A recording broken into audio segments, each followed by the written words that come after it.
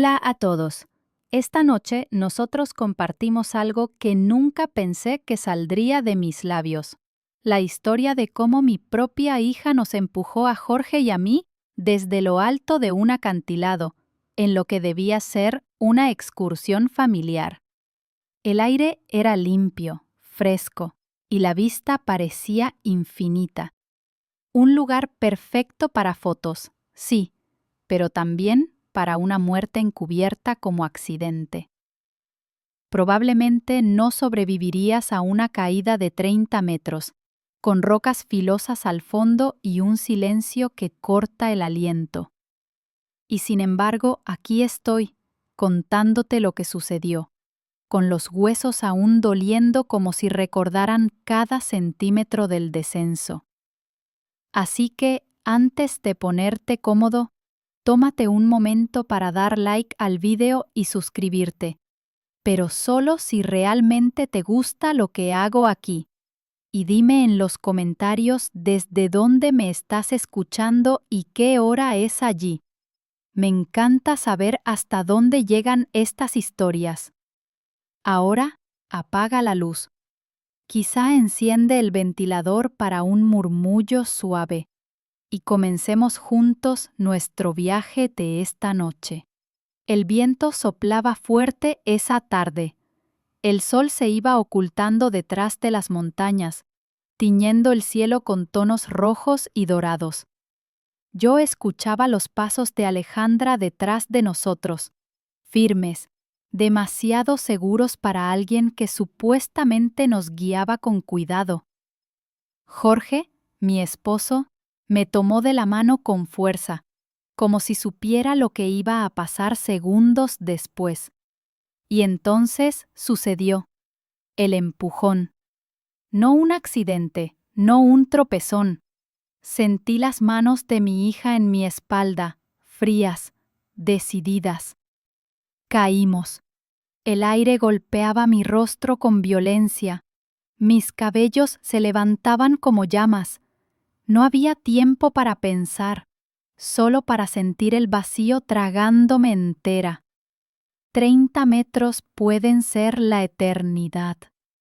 Vi de reojo a Jorge tratando de protegerse, pero era inútil, bajando por mi cara hasta empaparme la boca con ese sabor metálico que nunca olvidaré. Quise moverme, pero Jorge me detuvo. Su voz apenas era un susurro. No te muevas, Ana. Finge que estás muerta. Me aferré a esas palabras como quien se aferra a una tabla en medio del océano. Cerré los ojos, regulé mi respiración hasta hacerla casi imperceptible, y así, inmóvil, comencé a escuchar. Los gemidos de Alejandra y Manuel me confirmaron que ellos también habían caído, aunque estaban vivos. La ironía me atravesó como otro golpe. La trampa perfecta les había salido mal. «Están muertos», dijo Alejandra tras unos segundos que parecieron horas. «Míralos, no respiran». Su voz, fingiendo calma, ocultaba la desesperación, y Manuel respondió con esa frialdad que siempre me incomodó. «Perfecto, todo salió como planeamos». Ese momento, tumbada en las piedras, comprendí que nuestra pesadilla no había empezado en el borde del acantilado, sino 20 años atrás. La caída no era más que la culminación de un secreto que Alejandra había guardado, uno que había comenzado con la muerte de su hermano Ricardo. Me pregunto si conoces esa sensación de escuchar a tus propios hijos conspirar contra ti mientras aún notas tu sangre tibia escurriendo. Es como asistir a tu propio funeral sin estar muerta del todo. Y en medio de esa quietud forzada, mi mente saltó atrás en el tiempo buscando respuestas. Curiosamente, cuando uno envejece, lo que más recuerda no son los grandes logros, sino los pequeños detalles, el aroma del café en la mañana, el tacto de la madera recién lijada en el taller de Jorge. Es un hecho curioso de la vejez. La memoria se aferra más a lo sensorial que a lo abstracto, y yo, con los huesos destrozados, me aferré a esos recuerdos como única anestesia contra el dolor. Un dato raro me vino a la mente en ese instante. Los cuerpos humanos, cuando caen desde cierta altura, suelen adoptar una posición de defensa como si fueran alas rotas. Lo había leído en algún libro de literatura médica que guardaba en mi escuela, y pensé, con un humor cruel, que probablemente Jorge y yo nos parecíamos a esos dibujos. Dos aves viejas desplomadas, fingiendo haber terminado su vuelo. Mientras tanto, arriba, nuestras voces ficticias de muertos daban paso al debate más real que jamás imaginé, la discusión académica sobre lo que significa ser familia. ¿Lo es la sangre? ¿Lo es el amor? ¿O lo son las lealtades prácticas? Un profesor de filosofía en la universidad alguna vez dijo que la familia era la institución más frágil disfrazada de la más sólida. Y allí, tendida en el barranco, me pareció escucharle reír desde sus libros polvorientos. Jorge volvió a susurrarme. Aguanta, Ana. Esto aún no termina. Yo no sabía si él hablaba de nuestro matrimonio, de la caída o de la vida misma, pero obedecí. En ese silencio extraño, mi hija seguía hablando de nosotros como si ya fuéramos recuerdos, y cada palabra era un clavo más en el ataúd que ella misma había fabricado. Parte 2. El dolor seguía siendo insoportable, pero mi mente estaba más despierta que nunca. Fingir la muerte no era solo un acto físico, era un ejercicio mental de resistencia, de concentración absoluta. Tenía que mantener cada músculo inmóvil, incluso cuando la sangre goteaba por mi frente y cosquilleaba como si 1000 insectos recorrieran mi piel. Si me movía, si abría los ojos, Alejandra los abría, y entonces sí nos remataría sin titubeos. Jorge respiraba con dificultad a mi lado. Lo conocía demasiado bien. Ese sonido áspero no era solo producto de las costillas rotas, sino del miedo. Su susurro fue apenas un aliento. Aguanta. Recuerda lo que pasó con Ricardo. Esa frase abrió la herida más antigua y dolorosa de mi vida, y nosotros aceptamos esa explicación como quien acepta una bofetada con resignación. Pero ahora, tumbada en este precipicio, entendí que la versión oficial había sido una mentira cuidadosamente construida. Recuerdo el funeral como si hubiese sido ayer. El olor de las flores marchitas mezclado con el incienso de la iglesia. Jorge sujetándome con fuerza para que no me desplomara. Alejandra, nuestra hija, permanecía fría.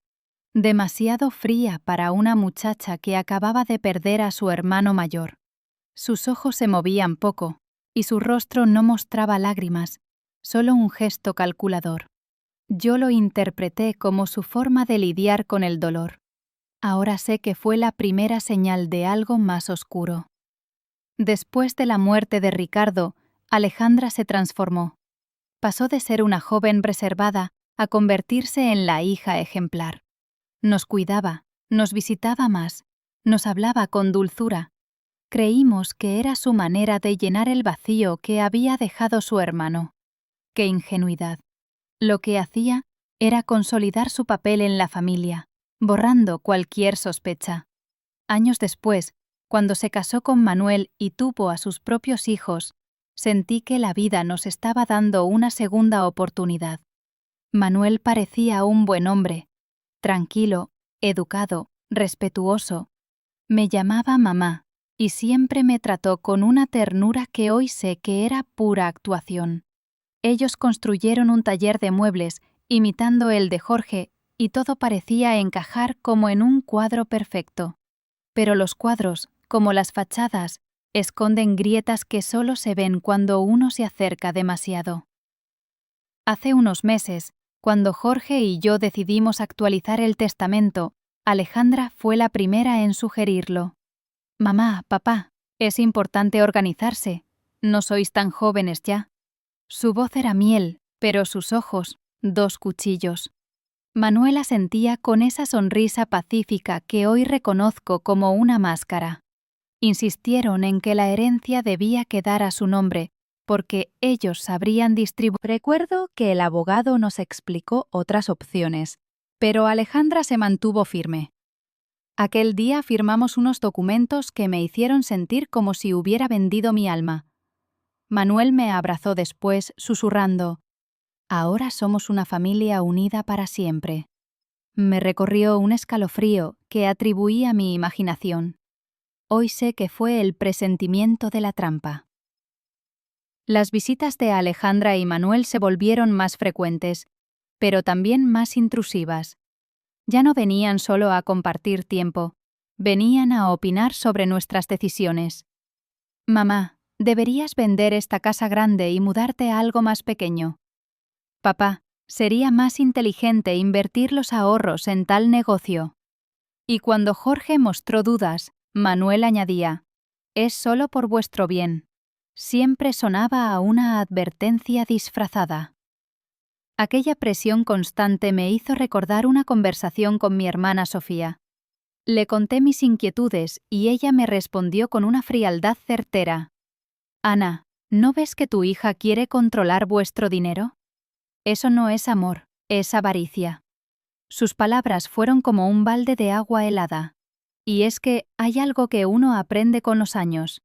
La vejez te da perspectiva.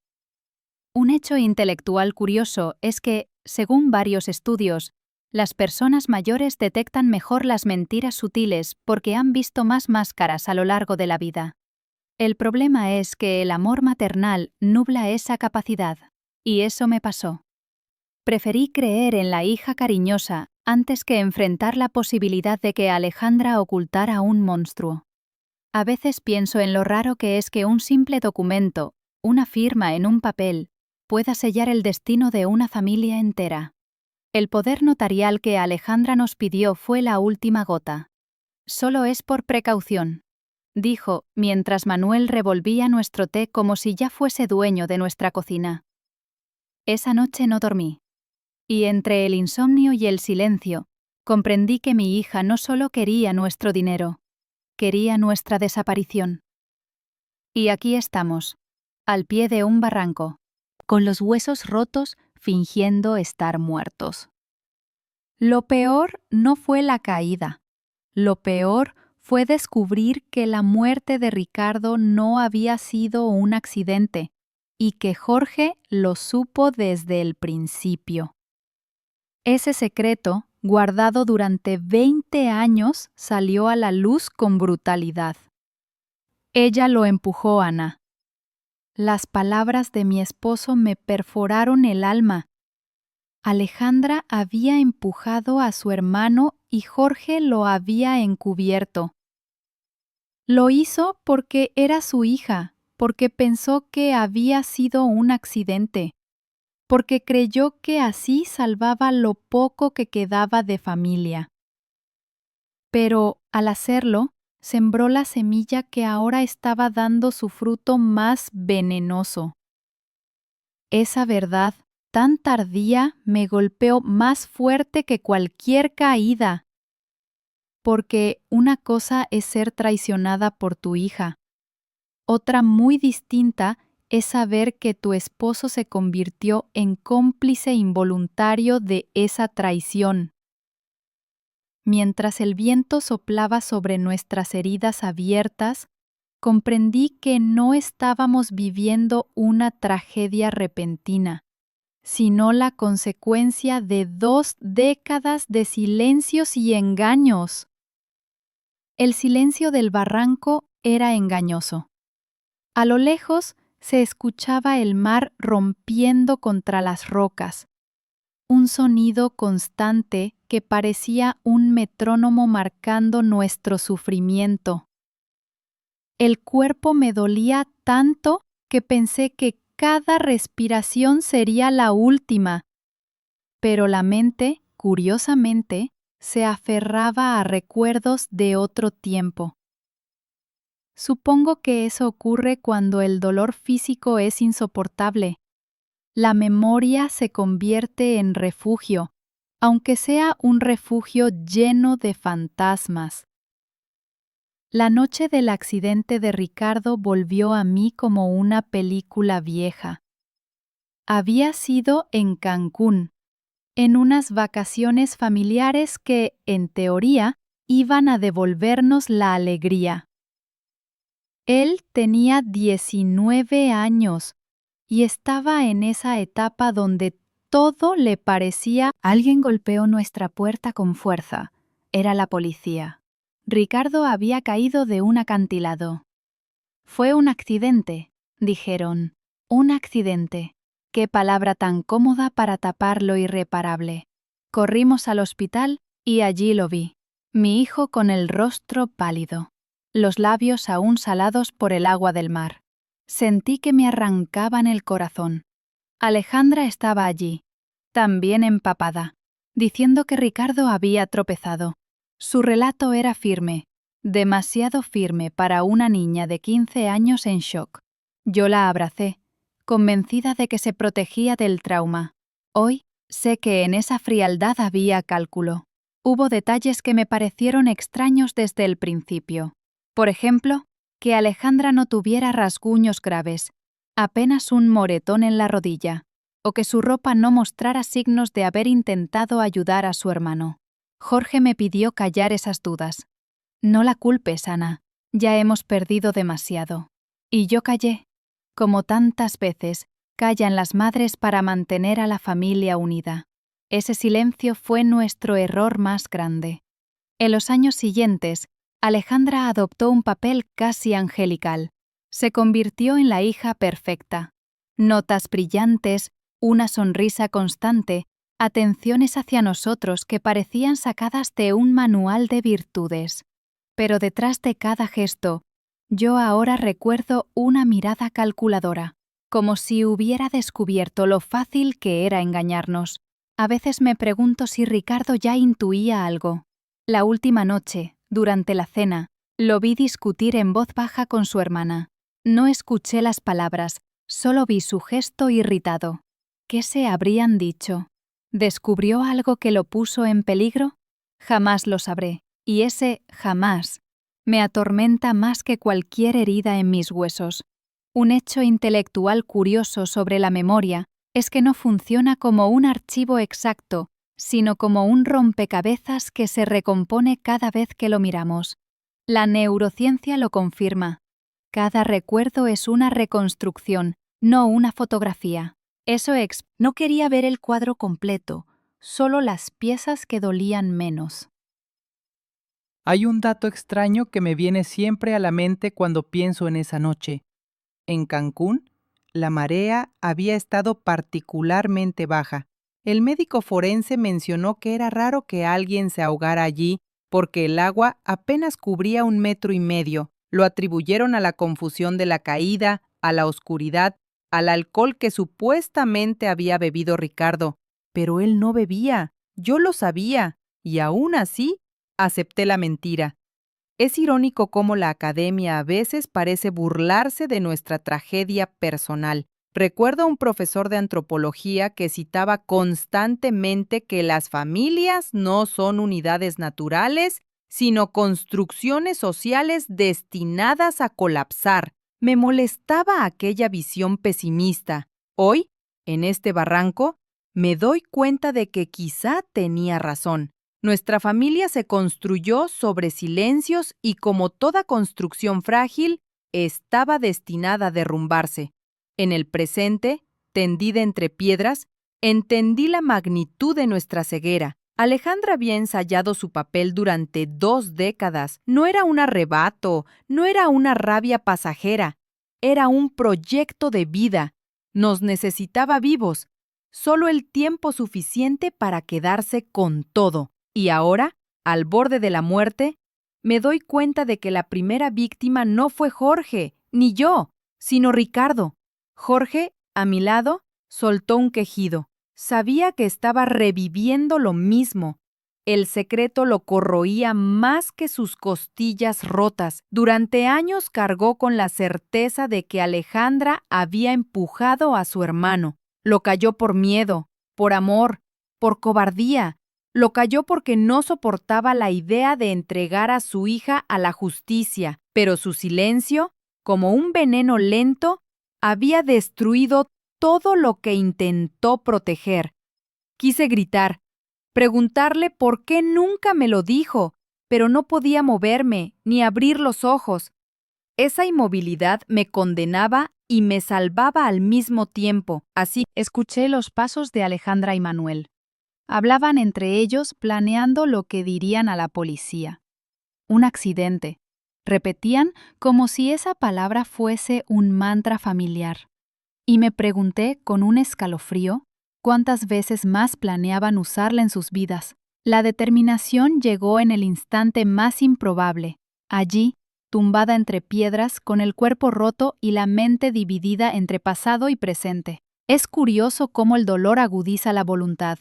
Uno pensaría que el sufrimiento paraliza, pero a veces funciona como un recordatorio brutal de que aún queda algo por defender. Y en ese instante, lo único que quería era no entregarle a Alejandra la victoria definitiva. Jorge respiraba entrecortado, y aún así logró articular. Ana, no podemos dejar que nos entierren en vida. Su voz era como el crujido de una madera vieja, quebrada pero firme. Y yo entendí que tenía razón. Habíamos soportado demasiadas traiciones, demasiados silencios.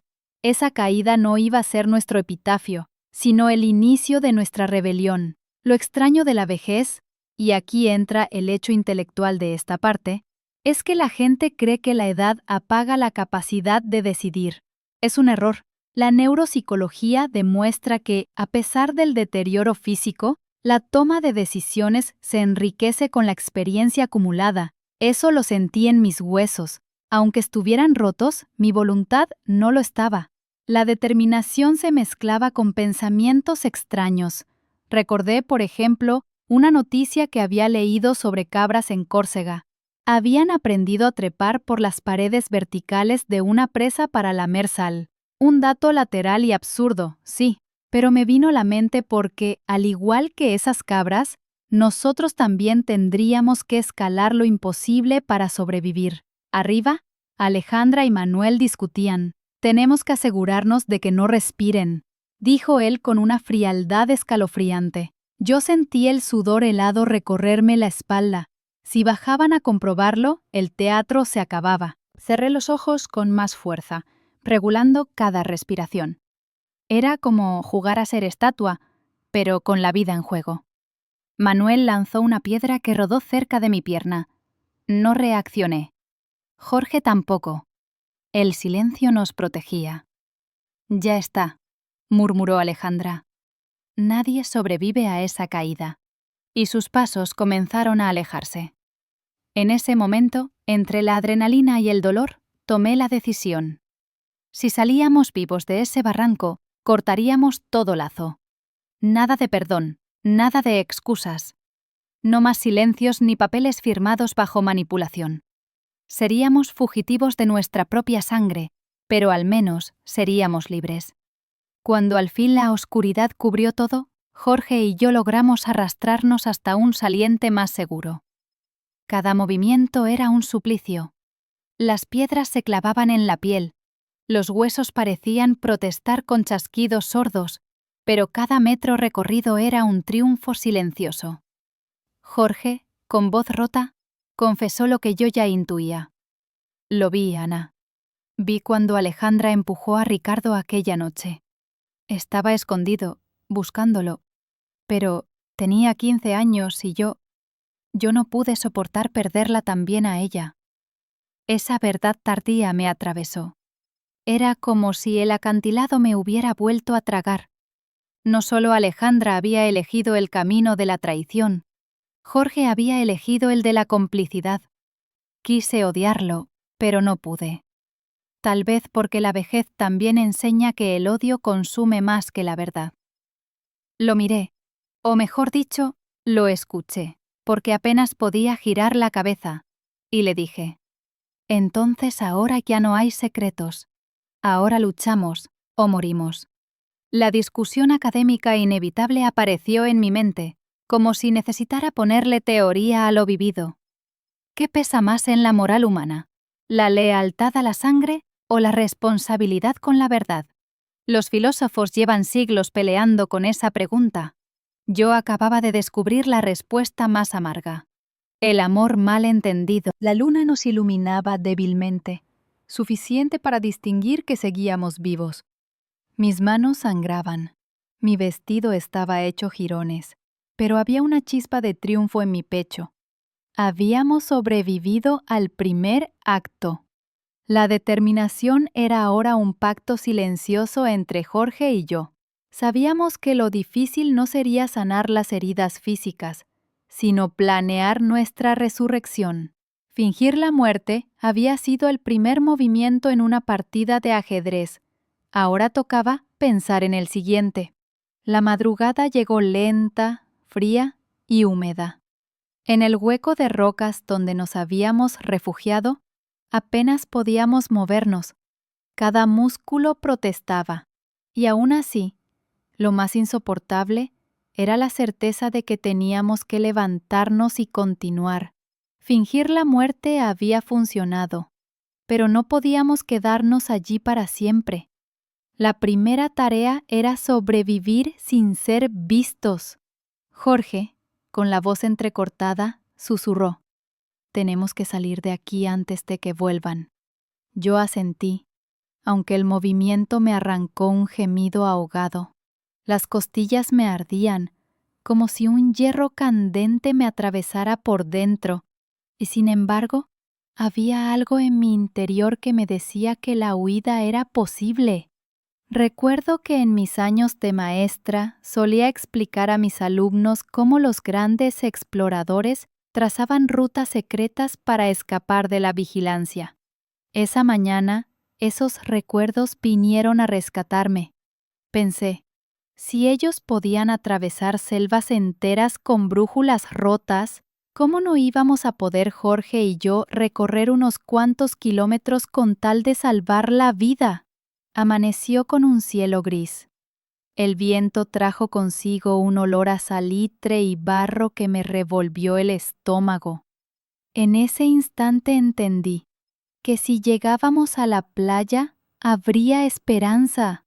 Pescadores, turistas, alguien que pudiera auxiliarnos. Nos arrastramos hacia abajo, despacio, usando raíces y piedras como que corre sin medir consecuencias. La edad nos enseña a distribuir las fuerzas como si fueran monedas de oro. Esa mañana, cada paso era una inversión, y yo no podía desperdiciar ni uno. En mitad de la bajada, Jorge me contó algo extraño. ¿Sabías que los caracoles pueden dormir hasta 3 años seguidos? Lo dijo de la nada, como para distraernos del dolor. Me hizo reír, aunque fuera una risa corta y temblorosa. ¡Qué ironía! Nosotros, que apenas podíamos mantenernos despiertos del cansancio, imaginando caracoles echados en su concha durante años. Ese dato raro, ridículo en medio de nuestra desgracia, se convirtió en un pequeño salvavidas de humor. Cuando por fin llegamos a un claro, vimos las luces de una carretera. Estábamos cubiertos de barro y sangre, irreconocibles. Pero esas luces eran nuestra salvación. Nos escondimos tras unos arbustos, temiendo que Alejandra o Manuel aparecieran buscando asegurarse de nuestra muerte. Cada coche que pasaba nos llenaba de esperanza y de terror al mismo tiempo. Finalmente, un vehículo pequeño se detuvo. Era un pescador de la zona, un hombre robusto con acento marcado. Nos miró incrédulo. «¿Qué les ha pasado? Parecen fantasmas». No supimos qué contestar. Jorge solo murmuró: «Accidente». Otra vez esa palabra maldita. El pescador, sin hacer más preguntas, nos subió a su coche y nos llevó al hospital más cercano. Allí comenzó la segunda parte de nuestra odisea. Las salas blancas, el olor a desinfectante, las luces de neón que parecían cuchillos en los ojos. Yo apenas podía hablar, pero dentro de mí ardía una idea. Debíamos callar. No podíamos revelar que nuestra propia hija había intentado matarnos. Aún no. El enemigo era demasiado cercano, demasiado astuto. Un médico joven nos atendió. Dijo que era un milagro que estuviéramos vivos. Normalmente, una caída de esa altura es fatal. Yo pensé para mí, no podía arruinar nuestra única oportunidad de planear. El dilema moral volvió a rondarme. ¿Debíamos denunciar de inmediato o esperar? En términos académicos, era el eterno debate entre la acción inmediata y la estrategia diferida. Los teóricos lo llaman costo de oportunidad, y nunca lo había sentido tan real como en ese hospital. Hablar podría salvarnos o condenarnos. Al final, decidimos fingir amnesia parcial. Dimos respuestas vagas como si la memoria estuviera nublada por el golpe. El médico nos creyó. La ciencia estaba de nuestro lado, porque las conmociones cerebrales suelen borrar fragmentos de recuerdos. Así nació nuestra coartada perfecta. Mientras nos trasladaban a una sala privada, Jorge me tomó la mano y dijo: «Este es nuestro adiós, Ana. No volveremos a ver la vida de antes». Lo miré y, por primera vez desde la caída, sonreí. No era una sonrisa feliz, era una sonrisa de guerra. Sabía que tenía razón. Esa huida silenciosa no era solo física, era el corte definitivo con todo lo que habíamos sido hasta entonces. En la habitación blanda del hospital, con las sábanas oliendo a lejía y las máquinas marcando un ritmo mecánico, Jorge y yo éramos dos náufragos rescatados, pero sin puerto seguro. A nuestro alrededor, la rutina médica seguía su curso como si nada extraordinario hubiera ocurrido. Sin embargo, para mí, todo tenía la textura de una irrealidad espesa, como si estuviera viendo una película lenta en la que no reconocía a los actores. Alejandra no tardó en aparecer. Entró con paso controlado, llevando flores y una sonrisa perfectamente ensayada. «Mamá, papá, qué susto nos dieron», dijo con voz dulce, casi melodiosa. Esa voz que antes me tranquilizaba, ahora me hacía estremecer. Sabía que detrás de cada palabra había cálculo. Jorge, que se había quedado mudo, le devolvió una mirada inexpresiva. El médico le explicó, en términos técnicos, que ambos estábamos estables, pero necesitábamos... Alejandra puso cara de alivio. Esa expresión teatral que habría convencido a cualquiera menos a mí. Mientras ella hablaba de rezos y de milagros, yo recordaba lo que había oído en el barranco, su plan, sus confesiones a Manuel, la frialdad con la que nos habían dado por muertos. Me pregunté si sabría que Jorge había dejado su teléfono grabando todo. Esa grabación era nuestra única arma. Aquí entra el hecho intelectual de la vejez. Con los años, uno aprende a escuchar más que a hablar. Es una habilidad que parece pasiva, pero en realidad es un mecanismo de defensa y análisis. Yo estaba aplicándolo ahora, observando cada gesto, cada palabra, cada silencio de mi hija como si fueran pistas en un crucigrama. En medio de aquella tensión, un recuerdo absurdo me vino a la mente, un dato raro que había leído años atrás. Los pulpos tienen 3 corazones y 2 de ellos dejan de latir cuando nadan. Pensé en eso mientras miraba a Alejandra y me pregunté cuántos corazones le quedaban latiendo de verdad. Ella hablaba de organizar todo para nuestra recuperación, de traer comida casera, de encargarse del papeleo del seguro. No se preocupen por nada, repetía, y cada sílaba era una cuerda invisible que intentaba atarnos otra vez a su control. Jorge y yo asentíamos con gestos pequeños, como 2 actores en una obra que no podían abandonar. En realidad, estábamos trazando mentalmente un mapa de salida. Habíamos pasado del miedo a la estrategia. Era un cambio imperceptible pero crucial. Ya no éramos víctimas pasivas, éramos sobrevivientes silenciosos preparando su siguiente movimiento. En una de esas visitas, Alejandra dejó su bolso sobre la mesa y sin darse cuenta se le cayó un recibo. Alcancé a leer una cifra enorme y el nombre de un prestamista. En ese instante comprendí que el precipicio no había sido improvisado. Ella necesitaba nuestra herencia desesperadamente para... La frase de debate académico público surgió en mi mente. La necesidad no justifica el crimen. Es una máxima repetida en las facultades de Derecho, pero verla encarnada en tu propia hija es otra cosa. Me pregunté cuántos profesores, cuántos jueces habrían soportado aplicar esa regla con alguien de su sangre. Las enfermeras entraban y salían sin sospechar nada. Una de ellas, una joven llamada María, me miraba con una mezcla de curiosidad y compasión. Yo apenas movía los ojos, pero ella parecía captar algo en mi quietud. A veces el instinto es más fuerte que cualquier evidencia. Aquella tarde, después de que Alejandra se fue, Jorge y yo hablamos en susurros. «Tenemos que confiar en alguien», dijo él. «Alguien aquí puede ayudarnos antes de que sea tarde». Y pensé en María, en su mirada alerta. En la vejez uno también aprende a elegir con cuidado en quién confiar. Esa era nuestra encrucijada. Si dábamos un paso en falso, Alejandra se enteraría y la próxima vez no habría milagro. Si elegíamos bien, podríamos volver del mundo de los muertos con la verdad en la mano. Mientras el sol se ponía detrás de las cortinas blancas, tomé la mano de Jorge y asentí. «Mañana», susurré, «mañana empezamos a resucitar». La mañana siguiente trajo consigo un silencio extraño, como si el hospital entero hubiera decidido contener la respiración. Las luces del pasillo parpadeaban con intermitencia, y el olor a café barato llegaba desde la sala de enfermeras.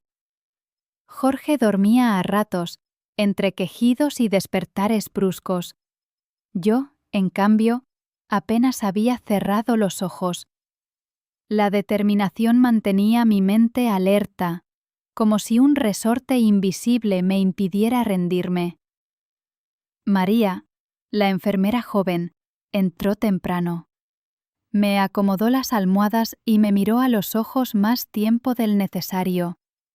Fue entonces cuando esa fue la primera señal de que me había entendido. Con Jorge aprovechamos cada minuto en que Alejandra no estaba para trazar nuestro plan. Necesitábamos 3 cosas: alguien en quien confiar, pruebas sólidas y un lugar seguro a donde huir cuando todo estallara. María podía ser la primera pieza. La segunda ya la teníamos, la grabación que Jorge había conseguido en secreto aquella noche, antes de caer. La tercera era la más difícil, un refugio lejos del alcance de Alejandra y Manuel. El hecho intelectual de esta etapa de mi vida era claro. La vejez enseña a planear con paciencia. La juventud quiere resultados rápidos. La edad, en cambio, sabe que los movimientos lentos son los que terminan ganando la partida. Así lo pensaba mientras trazaba mentalmente cada paso, como si jugara una partida de ajedrez silenciosa contra mi propia hija. Mientras tanto, Alejandra seguía viniendo todos los días. Traía flores nuevas, frutas, sonrisas ensayadas. Nos hablaba de sus hijos, de lo mucho que nos necesitaban vivos. Era un discurso tan perfecto que cualquiera lo habría creído, pero en sus ojos había algo que la delataba: ansiedad, prisa, como si el tiempo se le acabara. Y no era imaginación. Una tarde, cuando salió de la habitación para atender una llamada, escuché claramente cómo discutía con Manuel. «Los prestamistas no van a esperar más. Necesito ese dinero ya». Esa frase fue como una daga. Entendí que nuestra muerte no era solo por ambición, sino por desesperación. Aquí introduzco un dato raro que siempre me fascinó. Las ratas, cuando están acorraladas, son capaces de atacar a animales mucho más grandes, incluso a humanos. Recordé ese detalle y lo asocié con Alejandra. No era solo una hija ambiciosa, era una rata acorralada, y nosotros habíamos sido su presa. La discusión académica volvió a cruzar mi mente, como un eco incómodo. ¿Hasta qué punto la necesidad económica puede ser una atenuante en un crimen? Algunos juristas defienden que la miseria empuja al delito y que debe considerarse. Yo, tumbada en esa cama, pensaba lo contrario.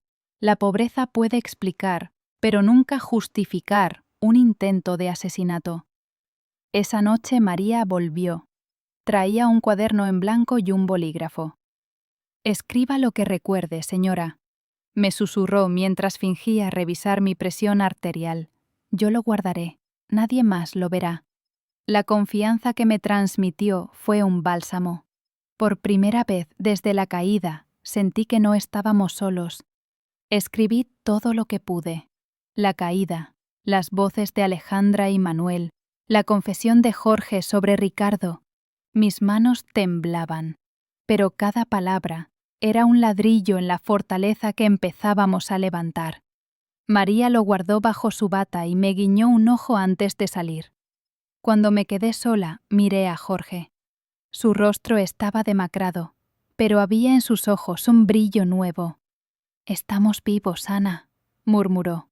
«Y mientras estemos vivos, tenemos una oportunidad». El reloj marcaba la medianoche. El hospital estaba en silencio, y yo, por primera vez, me dormí con la certeza de que nuestra resurrección ya había comenzado. La madrugada me despertó con el sonido lejano de un carrito metálico golpeando contra las baldosas. El hospital tenía ese eco extraño que hace que cada ruido parezca venir de todas partes. Jorge dormía, aunque su respiración áspera me recordaba que seguía luchando contra el dolor. Yo me quedé observando el techo, con esa sensación de que cada grieta blanca escondía secretos, igual que nosotros.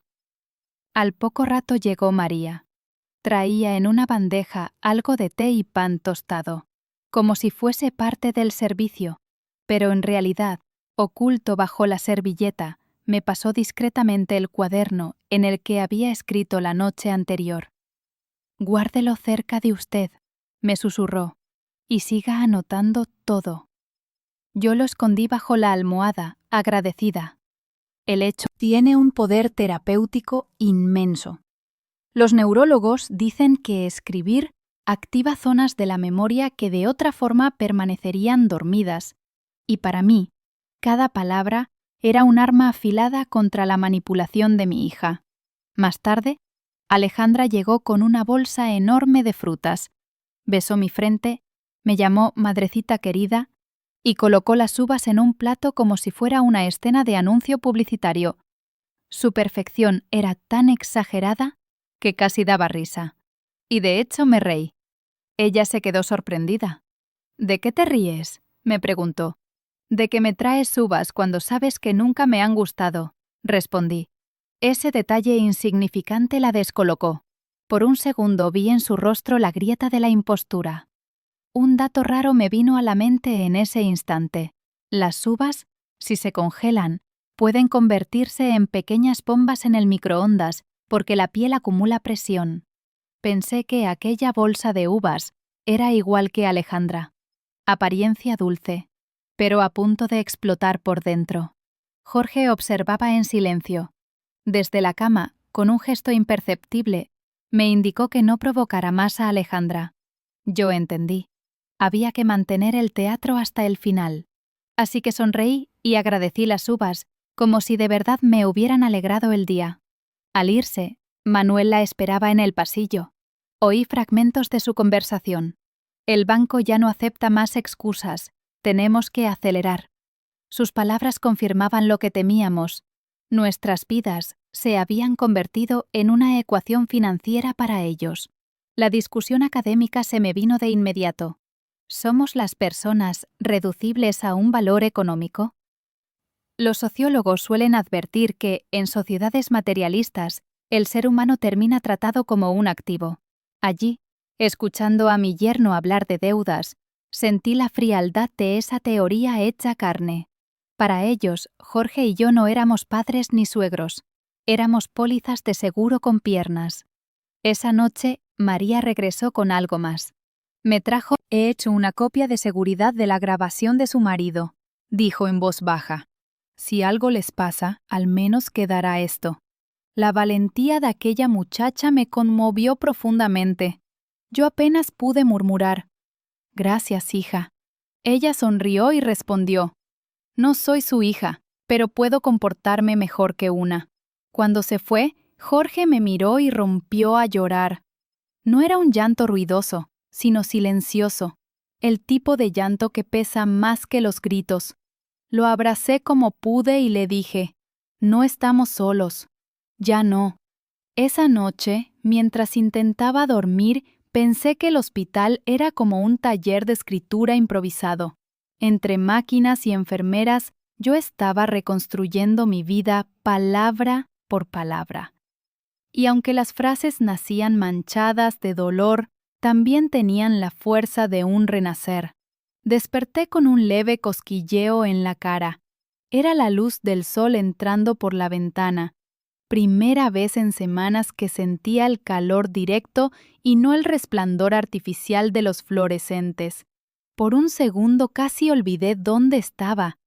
Luego recordé todo, como un balde de agua helada que cae de golpe. Jorge estaba sentado en la cama, más erguido de lo habitual. Tenía en la mano el cuaderno donde yo había estado escribiendo. «He leído lo que pusiste anoche», me dijo con voz ronca. «Es como volver a vivirlo, pero también como librarse de una parte del peso». Lo entendí perfectamente. Escribir había empezado a salvarnos de la locura. Ese día recibimos una visita inesperada. El detective Martínez entró con gesto serio, acompañado de una mujer elegante de traje gris. «Esta es la doctora Elena, fiscal del caso», anunció. Ella no perdió tiempo. «Tenemos suficientes pruebas para formalizar cargos, pero necesitamos su testimonio en video lo antes posible». Yo sentí un nudo en la garganta. Contarlo otra vez significaba revivirlo, pero sabía que era imprescindible. El hecho intelectual de la vejez que aprendí ese día vino del propio detective. La memoria a largo plazo en los mayores suele ser más resistente que en los jóvenes. Ustedes pueden recordar detalles que una persona de 30 años olvidaría en 2 días. Lo dijo para tranquilizarnos y funcionó. Me hizo sentir que nuestros años eran un activo, no una carga. Antes de comenzar la grabación, pedí unos minutos sola. Saqué la USB que María me había dado y la sostuve en la mano. Un objeto tan pequeño contenía toda nuestra esperanza. Me hizo pensar en un dato lateral curioso. En 1969, el primer mensaje de Internet ocupaba menos de 5 letras, y aún así cambió el mundo. Aquella memoria contenía segundos de audio, pero podría cambiar el destino de toda mi familia. Comenzamos la declaración. La cámara roja parpadeaba, y yo hablé con calma, relatando desde la muerte de Ricardo hasta el acantilado. Añadí los gestos, las palabras, incluso el tono sarcástico de Alejandra cuando insistía en la responsabilidad familiar.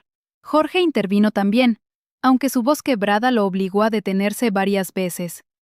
La fiscal asentía, escribiendo notas. En un momento me detuve y solté un chiste casi sin querer.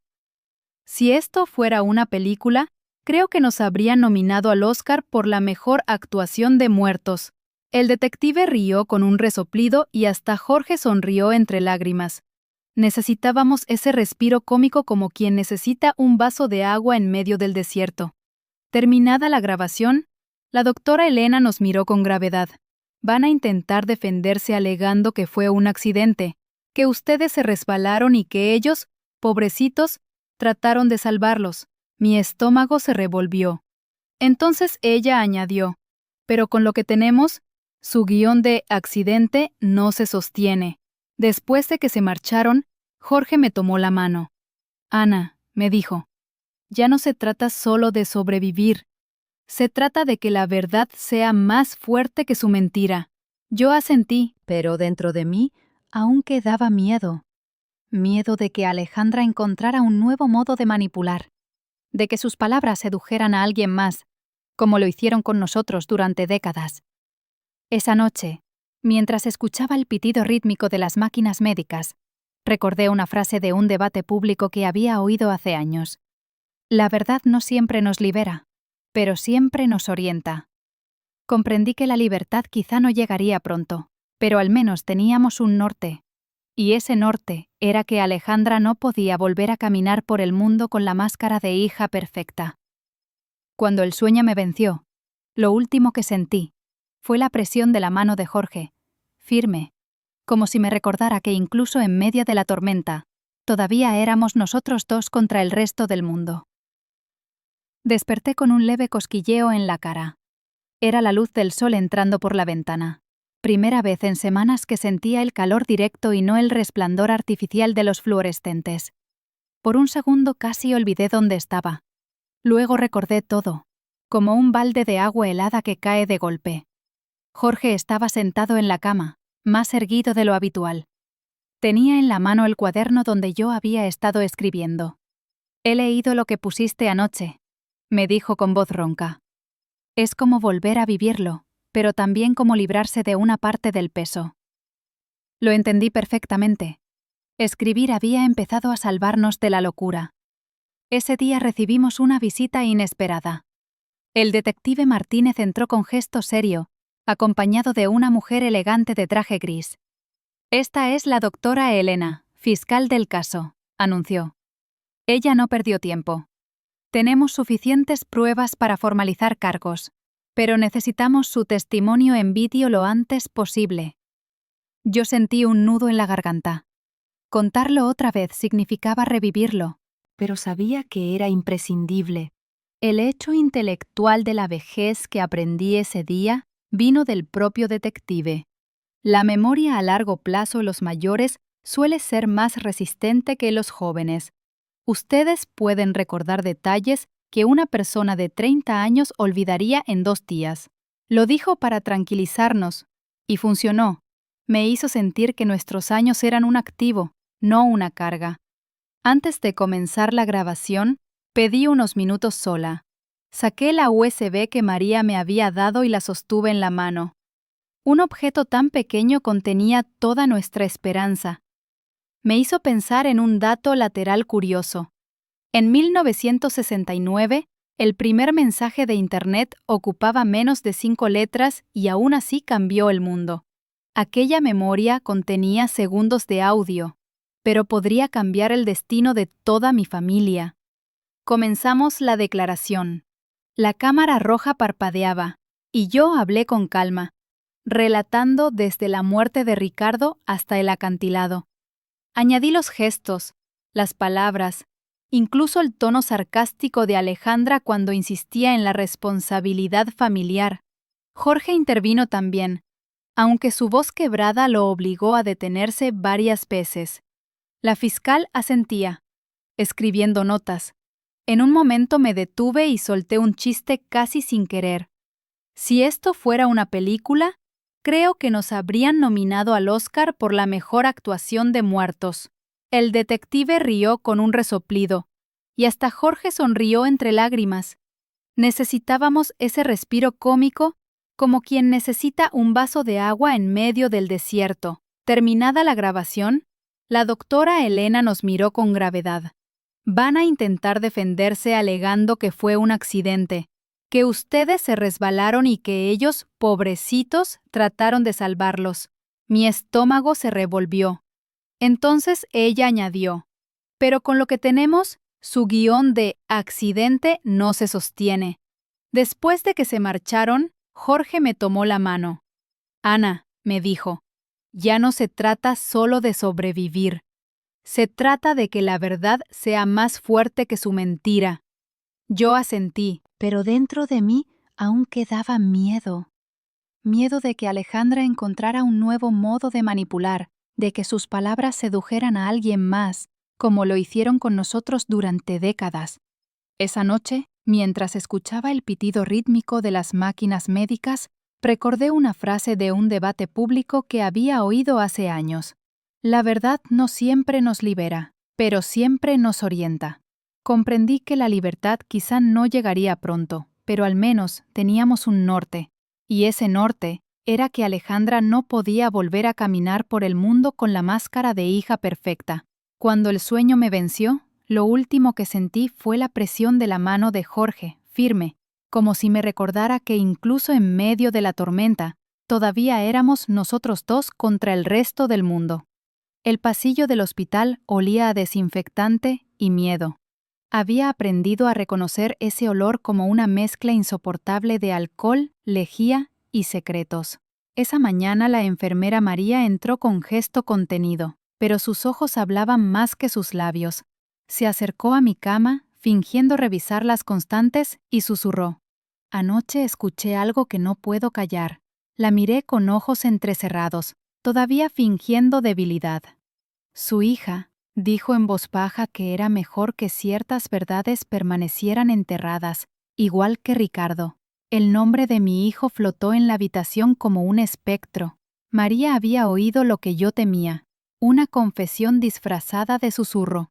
No sé si fue el cansancio o la rabia, pero solté un chiste sin filtro. Vaya, parece que Alejandra piensa que está en un club exclusivo de secretos familiares pero sin cuota de membresía. María se rió con un bufido nervioso y, por un momento, la tensión se alivió. Horas después llegó el detective Martínez. Se sentó en una silla plegable junto a mi cama, con su libreta en mano. «Necesitamos pruebas sólidas, no solo sospechas», dijo con firmeza. Jorge, que escuchaba desde su cama, levantó el teléfono que aún guardaba la grabación del acantilado. «Aquí lo tiene, detective. Si la batería aguanta, tendrá las palabras exactas que nos condenaron a morir». El hecho intelectual de la vejez apareció en ese instante, casi como consuelo. Aprendí de Martínez que la resiliencia emocional en los mayores a veces sorprende a los psicólogos. No es raro que personas de su edad soporten traumas prolongados con más calma que los jóvenes. Ustedes tienen práctica en resistir. Nunca lo había visto así. Quizá nuestras arrugas eran cicatrices de resistencia, no solo del tiempo. La policía llevó el móvil para copiar la grabación. Mientras tanto, María permaneció cerca, su mano rozando mi muñeca cada cierto tiempo como para recordarme que no estábamos solos. Un detalle raro me vino a la mente. Las mariposas monarca migran miles de kilómetros cada año y sobreviven a climas extremos. Pensé que nosotros éramos esas mariposas, heridos pero tercos, volviendo siempre a un lugar seguro aunque pareciera imposible. Por la tarde, Alejandra y Manuel entraron fingiendo preocupación. Ella con lágrimas falsas, él con la voz quebrada. «Mamá, papá, somos fuertes, saldremos de esto juntos». Yo mantuve los ojos cerrados, respirando lentamente, pero Alejandra se inclinó a mi oído y susurró: «Si realmente sigues viva, espero que hayas entendido la lección. No te metas en lo que no entiendes». Era la confesión perfecta, dicha con veneno directo. Lo curioso fue que una enfermera al fondo también lo escuchó. Sus ojos se abrieron de par en par y noté cómo apretaba los labios para no gritar. Después, cuando salieron, Jorge me susurró. Ella misma cavó su tumba con esas palabras. Yo asentí en silencio, consciente de que el momento más peligroso había pasado. Pero la guerra aún no había terminado. Más tarde, en la sala de espera, oí a un médico joven discutir con Martínez. ¿Hasta qué punto la verdad es suficiente sin pruebas físicas? Y el detective respondió con calma. Ese es el debate eterno. La justicia no a veces busca lo que se puede demostrar. La frase quedó flotando en mi mente, fría y real. Esa noche, mientras el ventilador del hospital zumbaba con su murmullo constante, sentí que estábamos en un punto de no retorno. ¿O saldríamos de ahí con la verdad grabada en piedra? ¿O quedaríamos sepultados bajo la versión perfecta de Alejandra? El amanecer en el hospital fue distinto. No había silencio, sino un murmullo tenso de botas, radios y pasos apurados. Algo estaba ocurriendo en los pasillos. María entró apresurada y susurró: «El detective ya tiene autorización judicial. Hoy se define todo». Sentí un escalofrío, como si por fin hubiéramos llegado al borde de un abismo distinto, no físico, sino legal. A media mañana, el detective Martínez regresó con rostro serio. «La grabación es clara. Tenemos a Manuel reconociendo el plan y a Alejandra admitiendo que ustedes eran obstáculos. Eso basta para arrestarlos. Pero necesito que estén preparados. Van a fingir sorpresa, dolor, victimismo. Es su mejor máscara». Jorge apretó mi mano. Yo pensé que ya no se trataba de sobrevivir a un empujón, sino de sobrevivir a una guerra psicológica en la que ellos llevaban ventaja durante 20 años. Mientras tanto, Alejandra entró con café y galletas como si fuera la hija ejemplar. «Mamá, papá, traje sus favoritas». Apenas me rozó la mano y me susurró: «No se preocupen, todo saldrá como yo quiero». Me dieron ganas de soltarle un chiste cruel. «Cariño, lo que quieres nunca coincide con la receta». Pero me contuve. Cada palabra mía era un arma que podía usar en mi contra. El momento clave llegó al mediodía. 2 policías vestidos de civil entraron al pasillo. Alejandra y Manuel estaban hablando con una enfermera, interpretando su papel de hijos desesperados. Entonces Martínez se acercó, mostró la orden y dijo con voz firme: «Están arrestados por homicidio y tentativa de homicidio». El pasillo se congeló. Alejandra gritó, como si el universo disfrutara de ironías. Yo abrí los ojos y murmuré: «Muerta, estoy de hambre, hija». La risa nerviosa que se escapó de un enfermero rompió el hielo y el teatro se derrumbó. El hecho intelectual de la vejez me alcanzó allí mismo. Recordé un artículo que decía que las personas mayores suelen tener menos miedo al ridículo porque entienden la fugacidad de la vida. Y, sí, yo ya no temía hacer un comentario sarcástico en medio de una detención. Era mi escudo. La discusión académica llegó de boca del abogado de guardia del hospital que dijo: «Esto plantea una cuestión clásica. ¿Es moralmente justificable callar un crimen familiar para proteger la unidad? ¿O debe prevalecer la verdad sobre el vínculo de sangre?». Yo no tuve dudas. El silencio solo engorda monstruos. Un detalle raro ocurrió en ese pasillo.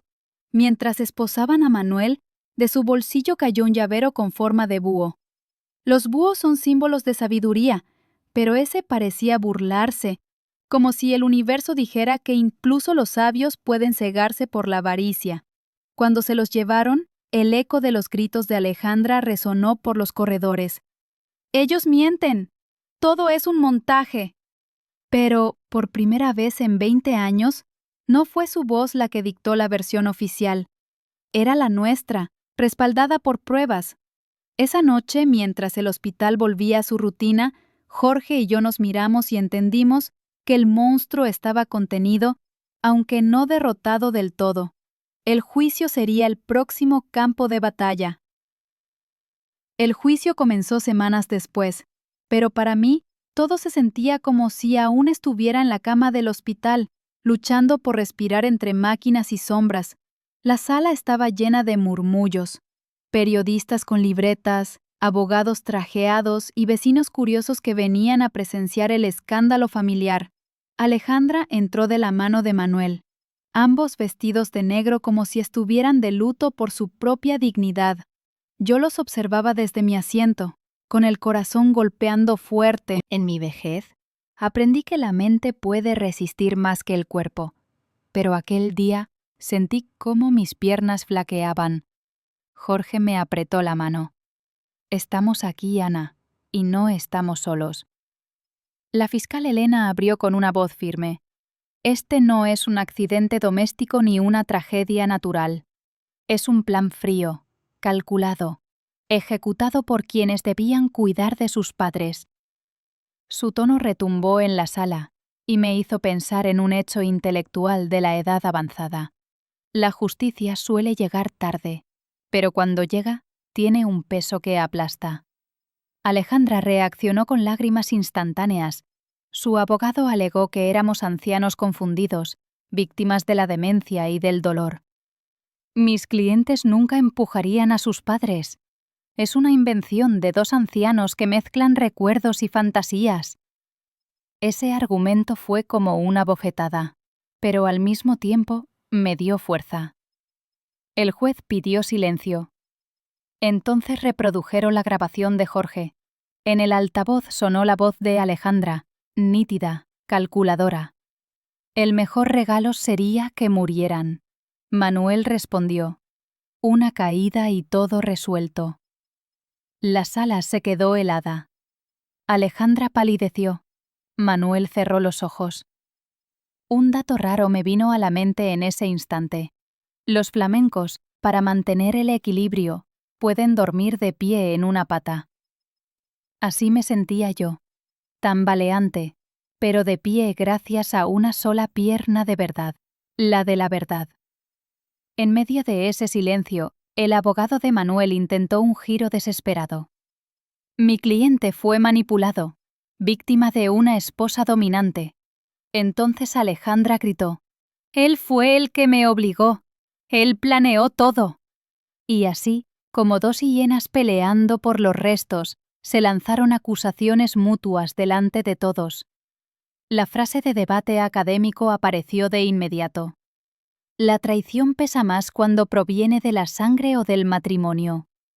Los filósofos discuten sobre la jerarquía de los vínculos. Pero el espectáculo ya estaba servido. La prensa anotaba cada palabra. Los fotógrafos captaban las lágrimas de Alejandra y la furia de Manuel.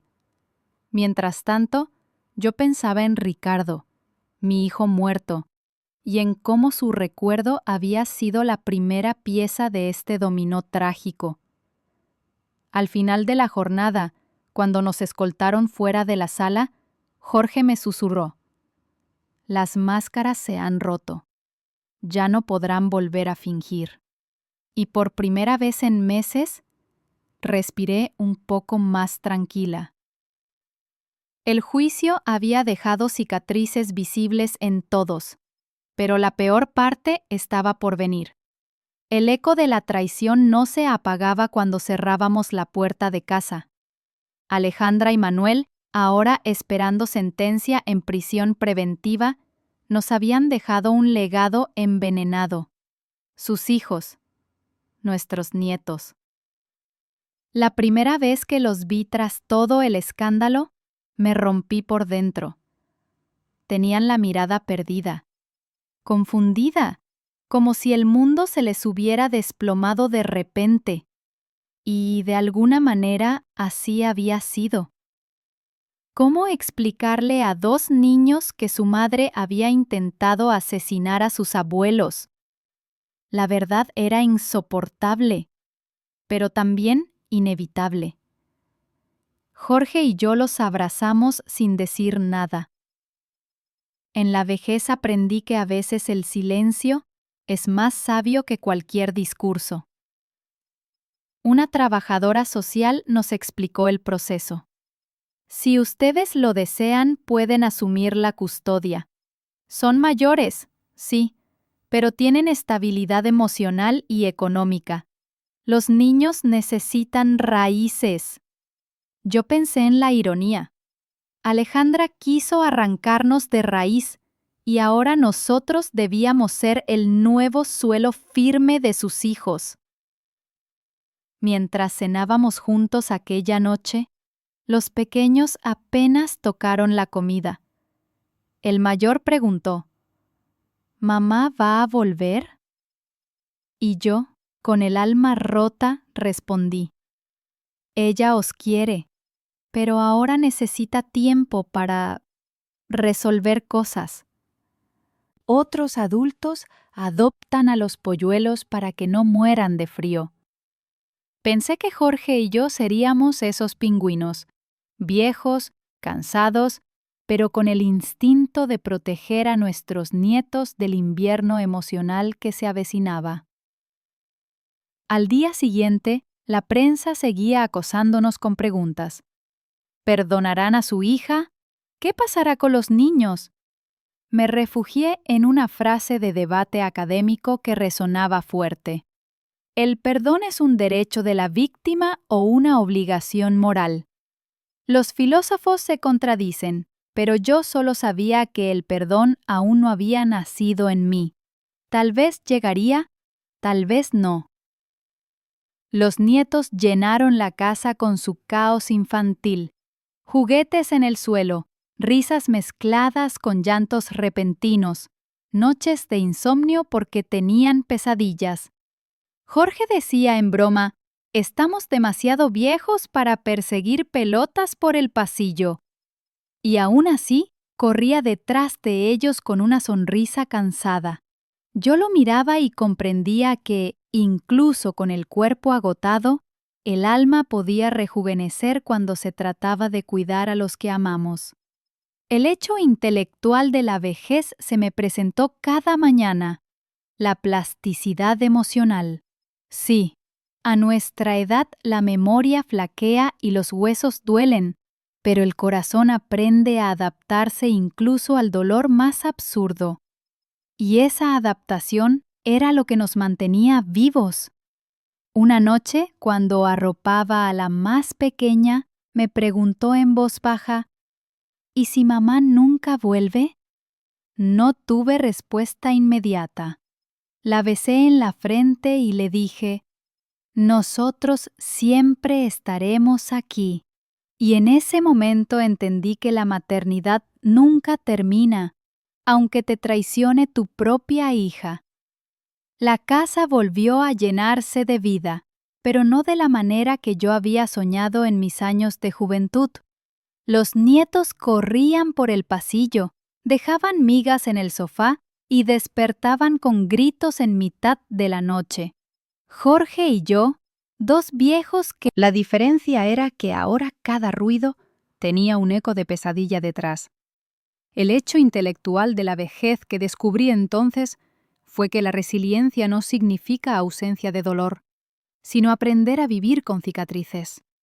Los psicólogos dicen que las personas mayores tienden a integrar el trauma en lugar de intentar borrarlo.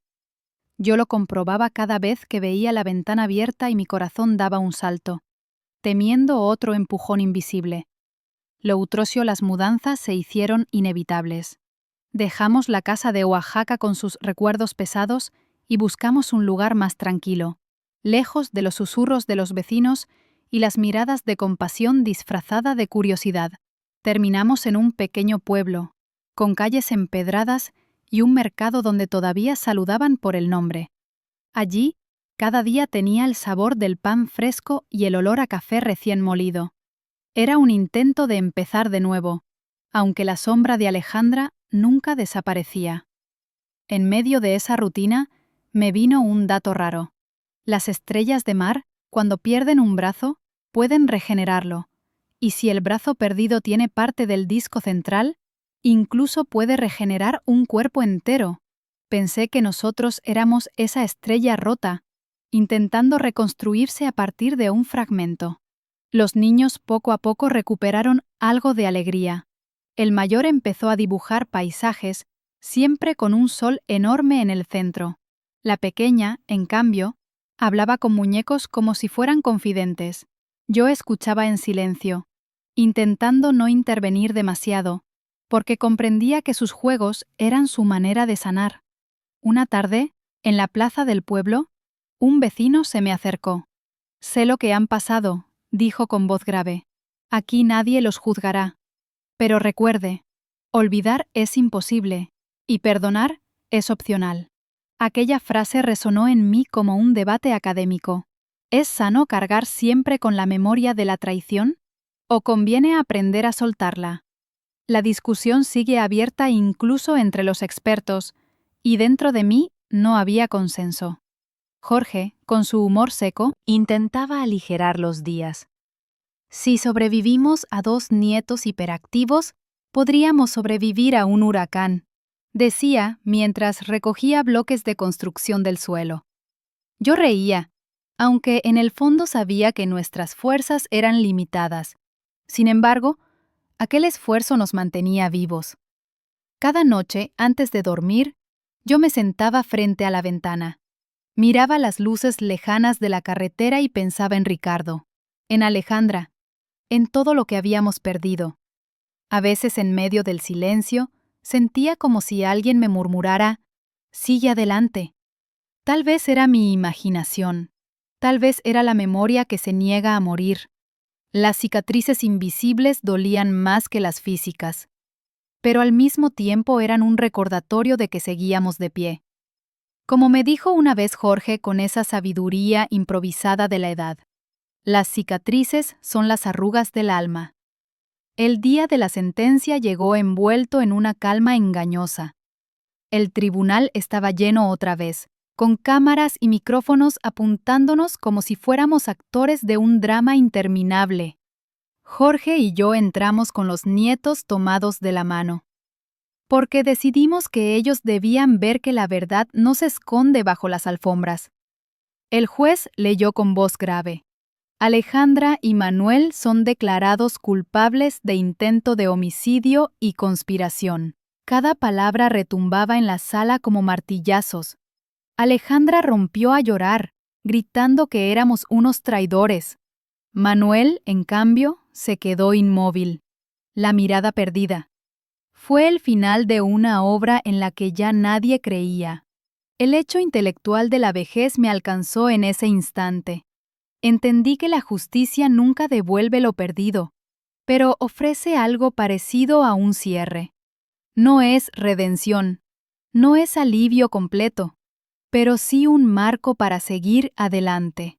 La prensa buscaba declaraciones, pero yo solo pensé en mis nietos. Los abracé y les dije: aquí empieza lo nuestro. Sabía que la vida no nos devolvería la inocencia. Meta. Celet. Sex 0.05. Podíamos construir un futuro distinto. Un dato raro me vino a la memoria. Los árboles de olivo pueden vivir más de 1000 años y seguir dando fruto incluso tras incendios o sequías. Me gustó pensar que nosotros éramos esos olivos, viejos, quemados por dentro, pero aún capaces de dar cobijo y alimento a quienes nos rodean. En el debate público, alguien comentó a la salida: ¿no es acaso contradictorio que la sangre condene y al mismo tiempo una nueva sangre salve? Yo asentí en silencio. Esa paradoja era mi vida ahora. Una hija que nos traicionó y unos nietos que nos devolvían las ganas de respirar. La casa en el pueblo se transformó con ellos. Cada risa infantil era un ladrillo nuevo. Cada dibujo en la nevera un recordatorio de que todavía había futuro. Jorge, aunque cansado, se reía más a menudo, y yo me sorprendía sonriendo en momentos en que antes solo sentía miedo. Con el tiempo comprendí que la justicia no era el final de nuestra historia, sino el principio de otra, una en la que ya no éramos víctimas escondidas, sino sobrevivientes visibles, caminando con cicatrices, pero también con la frente en alto. Esa noche, después de acostar a los niños, Jorge me tomó la mano y dijo: «Hemos vuelto del abismo». Yo cerré los ojos y le respondí: «Y aquí nos quedaremos, juntos, hasta que la vida quiera».